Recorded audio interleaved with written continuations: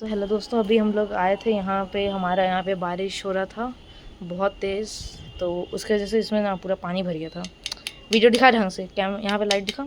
जो इसका मिट्टी अभी कितना गीला है ना, तो हमने क्या किया, सिंपली ये देखो, यहाँ एक ड्रेनेज होल है ना, ये वाला पार्ट में।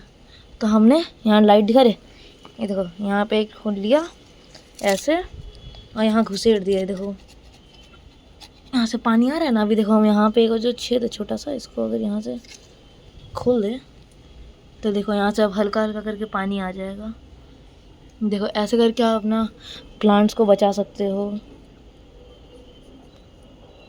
अगर आपका ढंग से वाटरिंग नहीं हो रहा है तो, मतलब ऐसा पानी रुक जा रहा है तो देखो जैसे यहाँ पे जड़ बड़ भी है पूरा एकदम, इसमें वापस से मिट्टी डाल देंगे, कोई बात नहीं है।